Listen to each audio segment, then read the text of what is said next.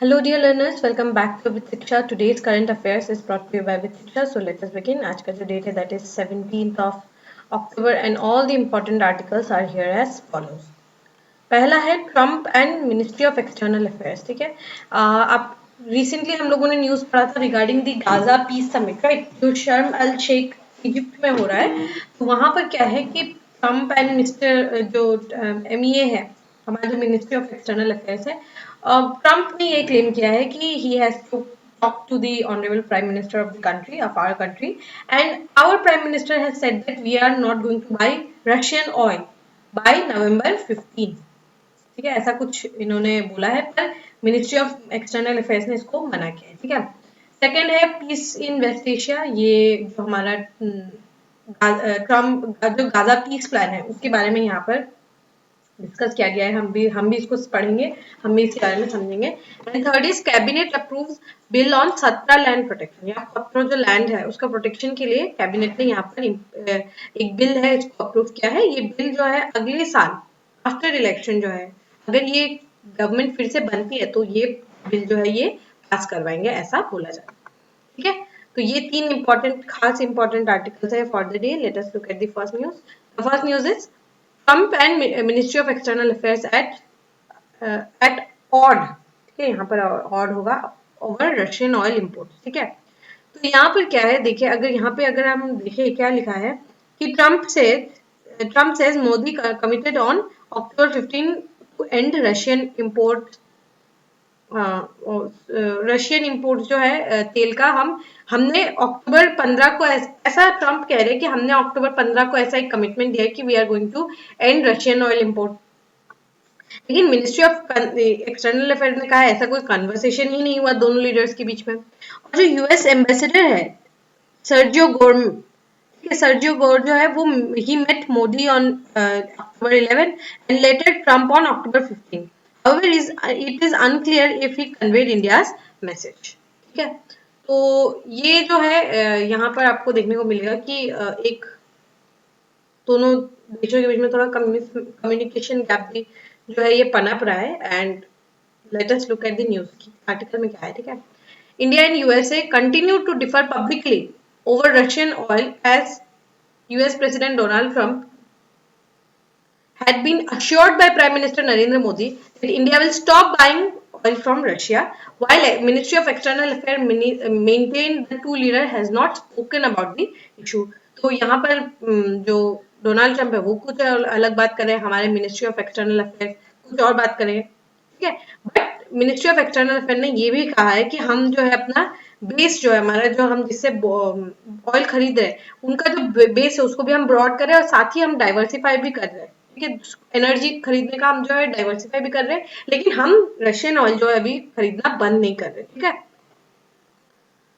But हमने ये भी स्पेसिफिकली डिनाई नहीं किया है कि हम रिड्यूस करेंगे. ठीक है, we are trying to reduce Russian oil, but हमने ये फैक्ट को डिनाई नहीं किया कि we will reduce it, but ऐसा भी नहीं कहा है कि we are going to stop buying Russian oil.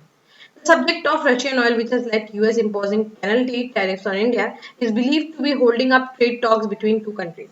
Russia remains one of the biggest suppliers for India overall. ठीक है, चाहे वो मिलिट्री इक्विपमेंट्स हो या फिर ऑयल हो, एनर्जी हो, सब कुछ जो है उसमें one of the biggest supplier है रशिया. ठीक है, द बिगेस्ट सप्लायर है. और ट्रम्प ने तो यहाँ तक भी कहा है कि वो चाइना से भी बात कर रहे हैं कि वो भी स्टॉप करे रशियन ऑयल बाय करना. सो just take it with a pinch of salt and should not जो वो कह रहे हैं 100% विश्वास किया जाना थोड़ा सा मुश्किल है.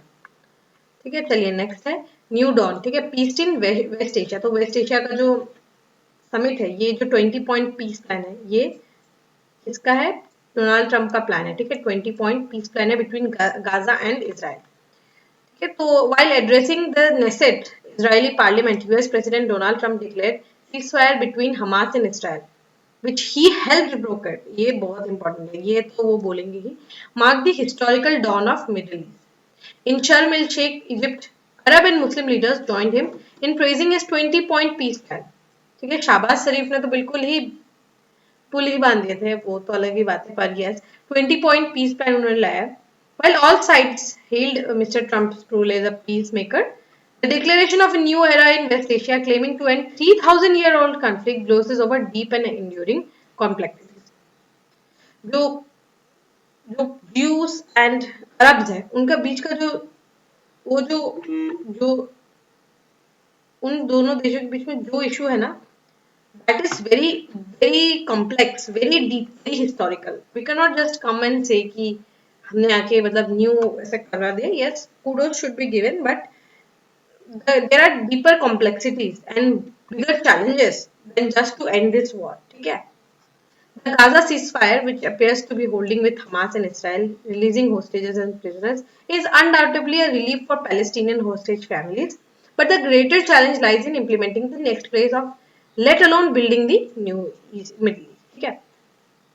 तो इससे बड़े challenges भी है कि दोनों देशों के बीच में क्या कैसे रहेगा. हम जैसे we as India we focus on two state policy या फिर डीहाइफिनेशन पॉलिसी है हमारा. हम विश्वास करते हैं कि 2 स्टेट्स बन जाने चाहिए. ठीक है, 2 स्टेट्स पॉलिसी जो है वो हम इसराइल और गाजा के लिए एक सोल्यूशन है इंडिया की तरफ से. बट हाँ, अभी उसको लाने के लिए भी समय, because just the war has ended and then उसका बहुत सारे प्रोसीजर्स होते हैं, सब कुछ रबल्स में है. ठीक है, it is the condition is very poor in Gaza. तो अभी उसको पूरा बनना होगा and then again we have to we would need the support from all of the parties. ठीक है, बहुत सारे जो स्टेक होल्डर्स है सबका सपोर्ट चाहिए होगा, तभी जाके ये जो न्यू डॉन जिसको कहा जा रहा है वो यहाँ पर शेप होगा. ठीक है, नोटेबल आउटकम जो है देखने को मिलेगा. एक जॉइंट डिक्लेरेशन साइन हुआ है by Egypt, Qatar, Turkey and US calling for safeguarding of the fundamental rights of Palestinians and Israelis.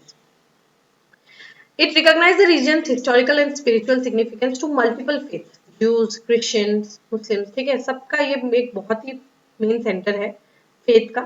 Committed signatories to dismantling extremism and radicalization. ठीक है, तो जो एक्सट्रीमिज्म और रेडिकलाइजेशन है उसको भी स्टॉप करने को यहाँ पर बोला गया. But the declaration was silent on one more contentious issue, Hamas का disarmament, one of the central objective of Trump's plan or Israel's continuing military presence in Gaza.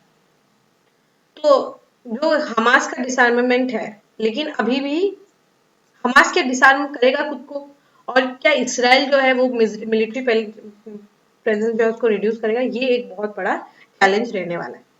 He also claim that Iran जो है उसको भी neutralise किया गया. Recently हमने देखा था ना, अटैक्स हुए थे ईरान में. And urge more Arab countries to join the Abraham Accords. Abraham Accords 2020 में साइन किया गया. ठीक है, तो और भी देशों को अब्राहम अकॉर्ड्स को साइन करने के लिए कहा गया. हुथीस ईरानियन अली है जो कि यमन में है, सना में. ये सिक्योरिटी कंसर्न जो है उसको रेज करते हैं. ठीक है, जो वेसल मूवमेंट्स होता है उस पर अटैक्स करते हैं, दूसरे अरेबियन कंट्री में इन्फिल्ट्रेशन करते हैं, अटैक्स करते हैं. तो ये भी एक बहुत बड़ा चैलेंज रहने वाला है हुथी रेबल्स को लेकर. ठीक है, against this background mister Trump sweeping claims of regional piece ring hollow. What he should prioritize instead is ensuring Gaza ceasefire holds. Ceasefire sign करना तो हम भी कर दे, कोई भी कर दे. ceasefire पहले भी साइन हुए, लेकिन ceasefire का कितना मेंटेनेंस है, कब तक वो मेंटेन कर रहे हो ceasefire को, वो एक बहुत बड़ा चैलेंज रहना हो. ठीक है, next step should be forcing Hamas to give up power in enclave while pressing Israel to withdraw. पहली है कि हमास को गिव अप करना होगा, अपना जितना आर्म्स है उसको गिव अप करना होगा, और दूसरा है इजराइल को विथड्रॉ करना होगा. Once peace is consolidated, reconstruction जो है वो बिगिन होना, फिर से शुरू होना चाहिए. With Arab and European allies should work together for a practical road map for establishing a Palestinian state. तो वही 2 स्टेट थ्योरी का जो कॉन्सेप्ट है वो लेकर आना चाहिए. पैलेस्टीन को एक अलग स्टेट बन जाना चाहिए. Clear?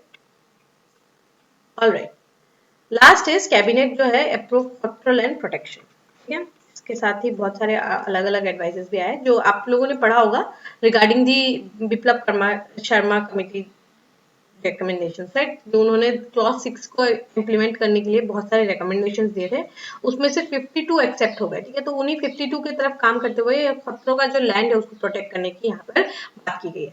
Assam cabinet has approved to establish a Khatra commission in the state endowing quasi judicial powers for protection. ठीक है, quasi judicial power इनको दिया जाएगा, वो प्रोटेक्ट करेंगे खतरों को across the state. preservation and development of Khotros land, as recommended by Justice Retired Biplab Sharma Committee on implementation of Clause 6 of Assam Accord. तो जो उनका recommendation है उसी के according जो है यहाँ पर खतरो लैंड का एक कमीशन बनाया जा रहा है, खतरो कमीशन जो है ये बनाया जा रहा है.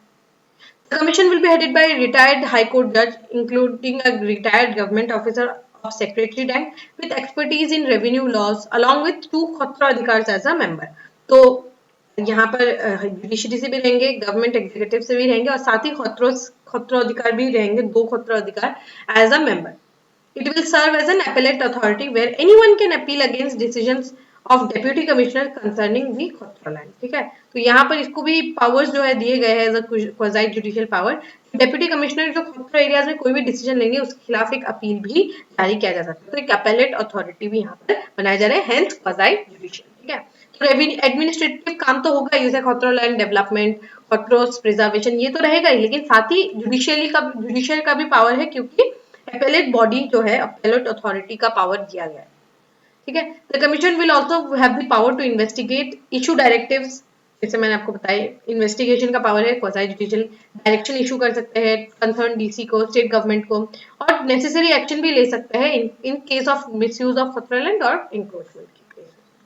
ठीक है, और साथ ही एक फुल्ली डेडिकेटेड फंड भी क्रिएट किया जाएगा खतरों के प्रिजर्वेशन के लिए. हेरिटेज के प्रिजर्वेशन के लिए भी यहाँ पर एक डेडिकेटेड अमाउंट जो है ये दिया जाएगा. एंड खतरो लैंड डिस्प्यूट जो है वो हाई कोर्ट जाने से पहले इस खतरों में ये जो कमीशन है इसके पास पहले आना होगा, then they can go to the high court and again supreme court में वो जा सकते हैं. Sorry about that. Additionally, the cabinet has approved 4,000 crore in investment in a new ammonia production plant under the Assam Valley Fertilizer Corporation (AVFC) in Namrup, which will have a production capacity of 12.7 lakh metric tons. और ये project cost जो है total 10,000 crore का एक project जो है होने वाला है. ठीक है, और ये जो एबीएफसी है, एबीएफसी जो है ये गवर्नमेंट का इसमें स्टेक होगा 40%, जो Brahmaputra valley fertilizer corporation limited है उसी के तरह यहाँ पर असम वैली एक फर्टिलाइजर कॉर्पोरेशन बनाया जाएगा जिसमें गवर्नमेंट का स्टेक होगा 40%. न्यू कंपनी जो बनेगा उसमें 40% स्टेक होगा.